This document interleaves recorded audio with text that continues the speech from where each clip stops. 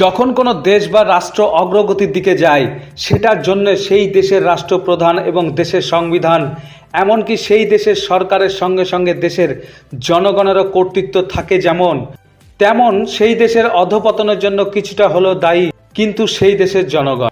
সব সময় সরকার বা রাষ্ট্রপ্রধানদের দোষ দিলে অনেক সময় ভুল হয়। দেশের নাগরিকদের উচিত দেশের কাজ দেখে শুনে নেওয়া। ঠিক এই রকমই ঘটনার সম্মুখীন টিভি এটিএম বাংলা। এই মুহূর্তে মুর্শিদাবাদ জেলার ভাকরি টু আমতলা নবনির্মিত রাজ্য সড়কের দুই ধারে, বিশেষ করে হরিহারপাড়া পাওয়ার হাউস থেকে চোয়া নতুনপাড়া পর্যন্ত যে গাছ লাগানো হয়েছে বা হচ্ছে, সরকারি টাকা খরচ করে তারের জালিকা দিয়ে বেড়া করে তার উপর বড় বড় হরফে লেখা একটি গাছ একটি প্রাণ, গাছ লাগান জীবন বাঁচান। এখন প্রশ্ন হলো, কোথায় গাছ আর কোথায় কে প্রাণ বাঁচাবে, কি করে বাঁচাবে? যার নিজের অস্তিত্ব নেই, যেখানে নিজে মরে বসে আছে, সে আবার কাকে বাঁচাবে? অনেক জায়গায় গাছ নেই, কোথাও কোথাও গাছ আছে, তা খুবই নিম্নমানের, যেগুলো দেখে মনে হচ্ছে না কোনো নার্সারির গাছ। এখন প্রশ্ন হলো, সরকার তো দিচ্ছেন হাজারো প্রকল্প বাস্তবায়ন করবার লক্ষ্যে, কিন্তু কাজ হচ্ছে খুবই নিম্নমানের। এর জন্য দায়ী জনগণ। জনগণের উচিত সরকারি প্রকল্পগুলি সরকারি আধিকারিক ও জনপ্রতিনিধিদের সাথে সাথে নিজেরাও বুঝে নেওয়া। তার কারণ জনগণের ট্যাক্সের টাকায় সরকার চলে।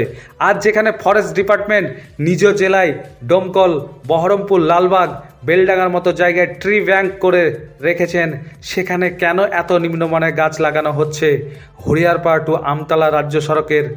এর উত্তরের আশায় বাংলার আম জনতা। মুর্শিদাবাদ থেকে আবিদ হোসেন মন্ডলের report, TV ATM Bangla, Kolkata. এখানে যে গাছগুলো লাগানো হচ্ছে, গাছগুলো ঠিক উন্নত মানের নয়, সঠিকভাবে লাগানো হচ্ছে না। কোনো গাছ রুগ্ন, তারপরে ইউক্যালিপটাস টাইপের কিছু গাছ লাগাচ্ছে। এটাই সরকার তো টাকা দিচ্ছে, সেভাবে তো হচ্ছে না কাজ। এগুলো জনসাধারণ দেখবে, তারপর প্রশাসনও দেখা উচিত যে টাকাগুলো দিচ্ছে খরচ সঠিক জায়গায় হচ্ছে কিনা, গাছগুলো হবে কিনা, শুধু পয়সায় খেয়ে যাবে। আপনার নাম? আমার নাম কৃষ্ণচন্দ্র ঘোষ, বাড়ি চোয়া।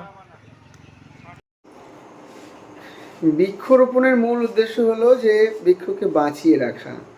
আমাদের স্লোগান হচ্ছে, গাছ লাগান গাছ বাঁচান, তবেই বাঁচবে পৃথিবী প্রাণ। হরিহারপাড়া এলাকাতে যে গাছগুলো রোপণ করা হয়েছে এবং সেই গাছগুলো যেটাতে ঘেরা হয়েছে সেটাও যথেষ্ট ঠিক আছে, কিন্তু সেখানে যে গাছগুলো রোপণ করা হয়েছে সেই গাছগুলোর কোয়ালিটি খুবই নিম্নমানের। সেই গাছগুলো কোনো বড় এবং মজবুত গাছ লাগানো হয়নি, যেটা দেখা যাচ্ছে। যদি এই ঘটনাগুলো বা এই কথাগুলো সত্য হয়, তাহলে সেটা খুব খারাপ।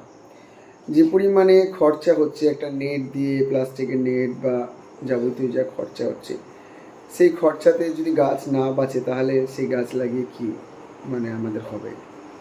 সুতরাং একটি কথা বলার, যে ওই খরচার পরিবর্তে যদি আমরা 7 ফিট বা 8 ফিটের বড় গাছ আমরা রোপণ করতাম, তাতে আমাদের যে ব্যারিকেডের খরচাটাও লাগতো না, প্লাস হচ্ছে যে সরকারি যে টাকার যে অপচয় সেটাও কিন্তু হতো না। সুতরাং বৃক্ষরোপণের ক্ষেত্রে আমাদের প্রত্যেকের এটা দায়বদ্ধ হওয়া উচিত যে গাছ লাগান গাছ বাঁচান, তাকে বাঁচিয়ে রাখা, এবং যে ধরনের গাছ লাগাবো সেই গাছটা যেন টেকসই হয়, সেটা দেশীয় হয়, সেটা ভালো গাছ রোপণ করা হয়, মজবুত গাছ রোপণ করা হয়, সেটার দিকে নজর দেওয়া উচিত। যে কোনো জায়গা থেকে গাছ নিয়ে এসে এবং দুর্বল বা কোথাও থেকে গাছে তুলে নিয়ে এসে সিডলিংয়ের চারা লাগালে সেগুলো হয় না। সুতরাং এই বিষয়ে আরও প্রশাসনের বেশি উদ্যোগ নেওয়া প্রয়োজন, এবং এই বিষয়ে আরও বিভিন্ন সংগঠন আছে, বিভিন্ন পরিবেশপ্রেমী মানুষ আছে, এক্সপার্ট লোক আছে, তাদের সঙ্গেও পরামর্শ নেওয়া যেতে পারে বলে আমার মনে হয়। তো এই বিষয়ে প্রশাসনের আরও বেশি দৃষ্টি দেওয়া উচিত।